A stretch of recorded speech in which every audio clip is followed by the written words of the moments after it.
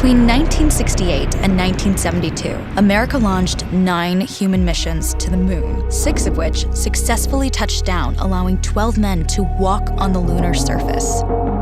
NASA's next chapter of lunar exploration, called Artemis, has the task of not just going to the moon to create a long-term human presence on and around it, but also to prepare for ever more complex human missions to Mars.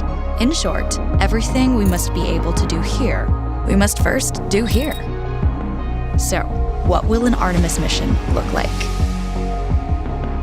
Everything is designed and tested with our most important element in mind, the astronauts. This is their deep space, human-rated spacecraft called Orion, built in 3 parts. The crew module, where up to 4 astronauts will live and work throughout the flight. The service module, with life support systems for the crew and its own engine and fuel reserves. And a launch abort system, with engines capable of pulling the crew module to safety during launch should anything go wrong.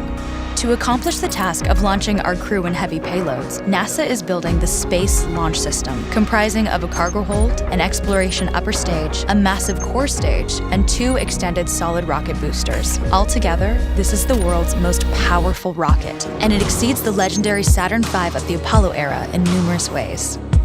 Sitting on the launch pad, the entire rocket, fully fueled, weighs just over 6 million pounds, 5.2 million of which is just the fuel.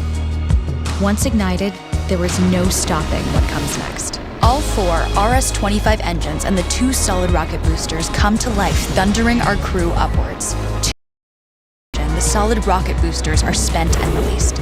8 minutes after launch, the core stage is depleted and separated. The upper stage fires briefly, placing Orion into a parking orbit around the Earth. Here, the crew reconfigure the spacecraft and check systems to confirm everything is ready for deep space travel. With a go from mission control, the crew reignite the exploration upper stage engines to leave Earth entirely. The exact timing of this maneuver is critical to reach a speed that can escape Earth's gravitational pull, but also put Orion on a course that will intersect the moon days later.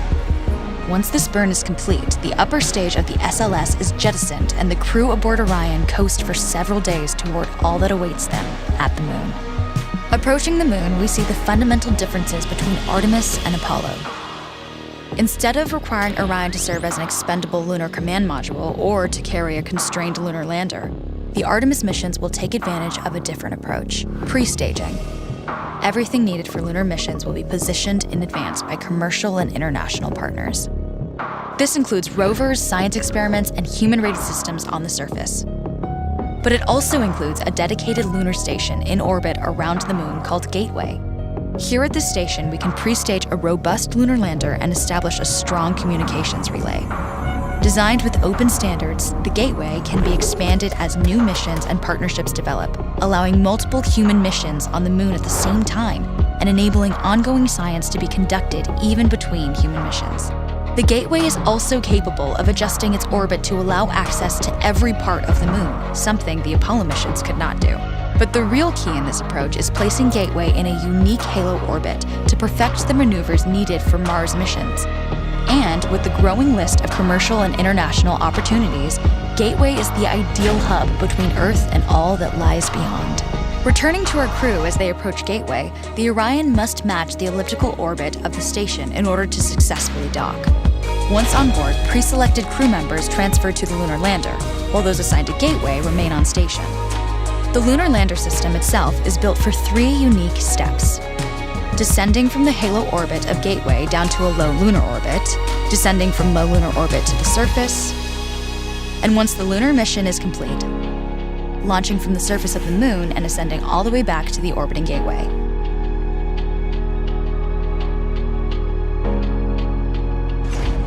Once back aboard the Orion spacecraft and undocked from Gateway, the crew fire their engine once to break out of the halo orbit and once again to sling the spacecraft around the moon, placing it on a multi-day trajectory back towards Earth. As they near the end of this journey, the service module is released, and the crew module is oriented heat shield first. Entering Earth's atmosphere at 25,000 miles per hour, the friction of air slows Orion considerably, while also subjecting it to temperatures of 5,000 degrees. With the Orion now at just 300 miles per hour, a series of parachutes uniquely tested and produced for this moment deploy, decelerating the craft to just 20 miles per hour for splashdown.